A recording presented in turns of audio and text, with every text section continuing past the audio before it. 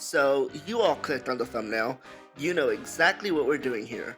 We are ranking every single song on Hades, the fourth studio album by Melanie Marttinez. Before we get into this tier list, I just want to clarify that these rankings are just my opinion based on my taste and interest in Melanie's music. I've been a fan of Melanie since Crybaby. I really enjoyed that album. I kind of fell off with K through 12, really didn't care for the direction she went with that. Portals grabbed my attention, it pulled me back into the fandom. I love that record, it's my favorite Melanie album thus far. And Hades also has me locked in. I want to start with a brief review of the album. I love the soundscape, it's this gritty, experimental pop that really works for me. I'm also resonating with the concept and visuals of this era. I like the idea of couching your social and political commentary through this hellish underworld aesthetic. The mythology framework kind of makes the medicine go down easier. The dystopia she's creating is not set in the future, it's more of a reflection, a fraction mirror of our current reality. Melanie describes each song as a trap created by an evil patriarchal energy. She is critiquing the system, but she's doing it through this story, this mythology, and she personifies the system as an evil tyrannical deity named Hades. The way Melanie describes this album reminds me a lot of the book Dante's Inferno, specifically the 9 Circles of Hell, in which souls are trapped and tortured in a specific circle of hell that coincides with the sin they committed. I am taking all of this into consideration while I listen to the album and rank each track. As each track plays, I think to myself, what's the deception here? What is the trap being set by Hades? So far, I am really loving this album. It's really easy to get lost in the fantasy world she created.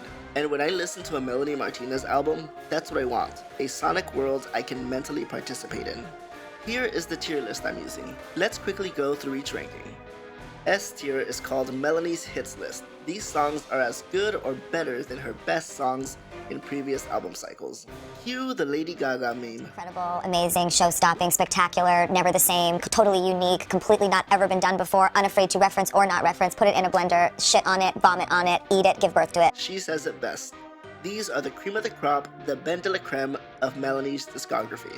B tier is girly pop bops. These are great songs, I play them all the time. These songs may not be top shelf, but they're really close, still good quality music. C tier is needs more sauce. It's a little bland. These tracks are missing that special something, that sauce. They almost hit, there may be sections of the song I really enjoy, but I'm just not clicking with the whole track. D tier is not my type. I don't listen to these songs.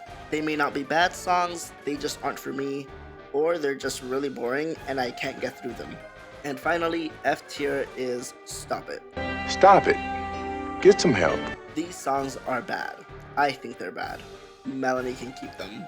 And I know we all have different tastes, so maybe some songs will land here that you really enjoy, and to each their own, but I am kind of side-eyeing you a little bit. So that's our ranking system. Now let's descend into Melanie's Inferno with the first song on Hades, Garbage. This song has a collage of sounds that just really captivates me.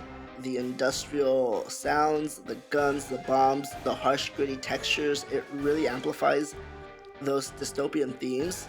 And it's so well contrasted with that orchestral string section that is just so seamlessly woven into the song. From beginning to end, I just love listening to all the bits and pieces of this song. And it's all held together by those plucked strings, which are really the rhythmic foundation of the song, and what gives the song that medieval feel. I have really nothing negative to say about this track.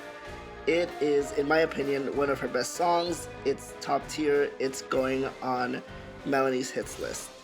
Is this a cult? This song is right away going on C tier. Needs more sauce. Why, you ask? Well, sonically, I just think it's a lot less interesting than Garbage. I find it a bit hollow. I do like the vocal delivery. The way she sings her melodies is really pretty. I think the first verse is really good storytelling. It's telling you the story of Circle meeting Hades. Really pretty vocals, nice gowns, great gowns. It's definitely missing something. I can't tell you what that is. I'm not sure. I just am not as engaged with this song as other songs on the album. So it's going on C tier. Possession. I really enjoy this song, it's really catchy, I can see why it was chosen as a single, I especially love the bass. The song is really on theme, the trap is really obvious on this one. It's about being a trad wife, which has become popular among the Gen Z crowd for some reason, and essentially she is criticizing the whole lifestyle as domination and control masquerading as protection in a happy domestic life. Possessions is C tier, a strong C though, C+. There's just a little something missing that's keeping it from being a girly pop bop. White Boy with a Gun. This is our first F tier. Stop it. Get some help. I've played the song several times, I cannot get into it, I don't like it. I don't mind spoken word, I just find this to be really boring and obnoxious. I don't know, there's something about the song I just can't get into. Sonically, I mean, I enjoy the beat, it's not bad. Here's my issue with White Boy with a Gun. I think she leans too much into real American politics in this song, and I think this album does better when she stays a little more abstract. It's better when it's an allegory for American politics, not when she's really preachy about her perspective. At this point, I just skip it every time when I'm listening to the album. So it's F tier, I really don't like it, she can keep it. Disney Princess. Great production on this song, a beautiful palette of sounds, the epitome of a girly pop bop. The themes are also interesting. I mean, a lot of artists talk about celebrity, but I just think she did it in a really original way. The song is about the trappings of fame, and it describes Circle's story, her rise to fame, and her spiral into addiction. I really don't have much to say here. The song speaks for itself. Go listen to it. It's a bop. It's a girly pop bop. Finally, we get to Grudges. This is going straight into Melanie's hits list. The beat is just so infectious and cathartic and chaotic. I love this song. I know some people find the lyrics to be a little cringy, but I don't know, I think it fits the vibe of the song. It's kind of like her Joker moment. She is pushed to the edge and she is ready to fight back against this man. So I don't know, I like it. I think it's a great, if anything, it's just a little campy, a little over the top, but that's kind of the point of the song. It's supposed to be a little manic. Besides that one section, it does actually have some great lyrics. My favorite lyric is in the second pre-chorus when she says, "My angels put a hex on you, I guess they had a grudge too." Love that section. And also the chorus has such a great hook. "I'm sweet, but wait till Scorpio slides in the mix and gouges both of your eyes." Like, I would imagine it'd be hard to make that kind of noise rock sound really catchy and infectious and enjoyable, but somehow they managed to do it. Sonically, I just love the way the song is arranged. It's really well produced, and I love her vocal delivery on every section. Near the end of the song, where the vocal melody is supposed to go, they add a guitar solo, which I think is just a really good touch. I think people are just a little overcritical because of the F machine part, but besides that, it's great. Monopoly Man. This was my favorite song when I first listened to the album, and it's still pretty up there. I really want to put it on Melanie's hits list. This might be a hot take. I know some people find it kind of boring, or it's not as dynamic as other songs on the album, but I just think it's a perfect little pop song. It's so catchy, it's so easy to listen to. This could have been a single. It's also really on theme with the social commentary. I mean, wealth accumulation as a trap, greed is a sin. To me, it just fits really well with how I view the album. Each song being like a circle of hell. It fits as one of the traps set by Hades, wealth, greed. I also really enjoy the bridge of the song. The rest of the song is kind of samey, not sure how else to say that. The chorus, the verses, the post-chorus, all kind of blend together, and then you get into the bridge. It's really aggressive and there's a lot of distortion, and then you get pulled back into the melodic cycle of the rest of the song, and it's just so pretty. I also love the way it ends, like it just gets faster and faster. I think the song is just really on theme with the wealth and greed as this like endless cycle of getting more and more and more. I like that she's talking about wealth inequality and income disparity. This song is top tier. It's going on Melanie's hits list. Next up, we are doing Avoidant and Monolith at the same time. Avoidant is gonna be D tier, not my type, don't care for this song.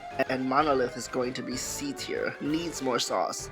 Here is sort of my main issue with both of these songs, and it has nothing to do with the songs themselves, it has more to do with the placement of these songs on the album.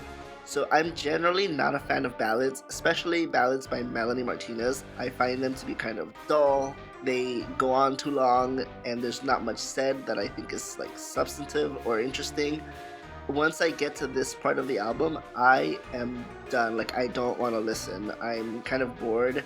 When I listen to Melanie Marttinez, I tend to like the music that is more up-tempo, it's more upbeat. If it's not upbeat, it's at least interesting production, a lot of fun textures in the music. I think of like soap, bubble beats, the bubbly beats. I think Monolith is a more interesting song than Avoidant, so it's a little higher, but to be honest, I just am not listening to these songs. Okay, we're 10 songs in, halfway through the album, and it's Weight Watchers. This song is awesome. This song is awesome. The vocal layering is everything. It really makes the song pop. Weight Watchers is going on girly pop bop. It's definitely one of the best songs on the album. I love when Melanie plays with that 3/4 time signature. It's also called waltz time. It's that rhythm that's like 1, 2, 3, 1, 2, 3, 1, 2, 3, right? It's really nice. Not a lot of pop songs are in this time signature, but I like that she plays with it. It kind of feels like her own like mark. It kind of feels like a sonic signature of hers. Another song that really hits the themes of like traps made by patriarchal society, right? It's like, you know, Weight Watchers. The song's very self-explanatory, diet culture, you know, all that stuff. But yeah, this is definitely a strong B tier. When I heard the snippets, The Plague was number 1 for me. Now, after hearing the whole song, I still really like it, but I would say that The Plague is going to be a B tier song. It's a girly pop bop. It's definitely a good song on the album. It's a high point. It's a very danceable drum groove, and I like the context that it's in. The song has a very haunting atmosphere. I almost hear like a theremin. A theremin is this instrument, if you don't know what a theremin is.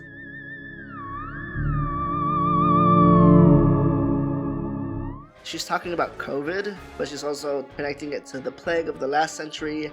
And there's a lyric where she talks about nuclear war will take us next. I think the song is more about how we humans deal with like mass crisis, like with a massive crisis like that. The lyrics are more preoccupied with COVID.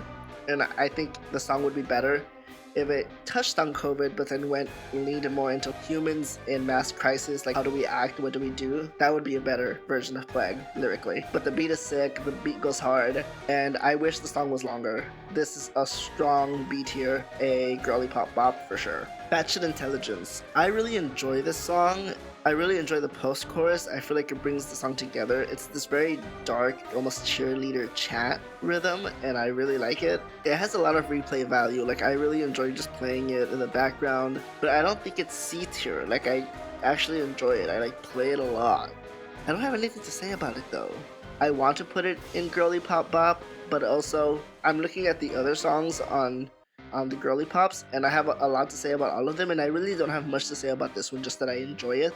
Because of that, because I'm kind of like about it in terms of like being able to speak on it, I'm gonna put it on C tier. Moving on to Gutter, and this song hits really hard for me. There's this heaviness to the beat that just fits really well with the themes in this song. This song is about homelessness, and what I really enjoy about it lyrically is the main thesis of the song is don't get numb to other people's suffering, and I think that's really cool to put in a song. It really hits in the gut. Like, when I hear this song, I get so into it. I'm banging my head like it's a metal track. The song is also in waltz time, and I just find its use here to be much stronger than in Weight Watchers. The carnival-esque sound, that sonic idea, really amplifies the horror in which we treat homeless people and other people in need. This song really captivates me. It's going on Melanie's hits list. It's definitely S tier. On to Uncanny Valley. I enjoy this song. I do find it a little choppy. I feel like the chorus is well thought out, but then like the verses are just kind of tacked on and then you just jump into the chorus. This song to me works more as like an interlude, like if it was just shortened and put right above Weight Watchers, I think that would be cool. I think that would work because you're kind of going into Weight Watchers using this Uncanny Valley hot interlude. But it's good, it's catchy. It's going on C tier. It needs more sauce, definitely. And we've made it to the Vatican. We're here at the Vatican. Some people are like upset that she's like offending Catholics or whatever. I say freedom of speech, like she can do whatever she wants. It's her album. She could have gone even harder, you know. She could have been really blasphemous. I mean, it was already pretty blasphemous, but I like the song. It's going on Girly Pop Bop. The drums go really hard, and I like how you start with like those muffled drums during the verses, and then when the chorus comes in, it is just like really heavy. I love the bass line. So good. Such a danceable song. It's so fun. Every time it's on, like, I am up. You know, I really enjoy it. So the beat goes hard. Lyrically, I do think it's a little unserious. There isn't any real like social commentary or political message here. I think she's just trying to be edgy, like be controversial. I enjoy it. It's a good time. But yeah, I don't think she's saying anything super deep. I think Gutter is a lot deeper in its meaning than this song. This song is just basically the Catholics are kind of gay and they won't say it out loud. Like, I think it's funny. Come out the closet, my holy water. This song puts a smile in my face every time I hear it. I laugh, I dance, I enjoy the beat. This song is Girly Pop Bop. It's a really good song, just kind of on the unserious side. And freedom of speech, baby. She can talk shit about Catholics all she wants. It's her album. You can't do anything about it, you know? Go pray to Jesus. You'll get on your knees and go pray to Jesus. We're red and we're gay. Now we're at Hell's Front Porch, and this song is really about climate change and just environmental decay. I really like this song. I think it has a really nice, that bassy sound really gets me. It's really deep and low and heavy. It feels like you're melting. I like the vocal layering. I like the effects on the voice. I like that heavy subdued bass. It really holds the song together. It's just a nice song to listen to. It's really enjoyable. Definitely a girly pop bop, but I wouldn't say it's my favorite of the girly pops. But it definitely belongs in that tier. Chatroom has no business being this long. If it was any other song on this record, I wouldn't mind. Garbage, I would have loved. The Plague, I would love more Plague. It's really uninspired and just not something I want to hear from most musicians. Like, she's just talking about her haters. It's very like they hate us because they ain't us. I think there's probably a better way to have done this kind of like talking about your critics and your haters online. I would have preferred this to be shorter or just cut altogether. This is going F tier. This is very elevator music. I don't hear anything interesting sonically, and lyrically it's kind of trash. Stop it. Go away. Get some help. And Last Two People on Earth. This song also I'm not really into. This is going in not my type. Sonically it just sounds really bland, very kind of run-of-the-mill. It sounds like something like the Chainsmokers would make, and that is my tier list. I hope you enjoyed this video. I enjoyed making it. And I'm just gonna end the video by ranking all 18 songs, so I should put an image here showing 1 through 18, what's my favorite, what's my least favorite.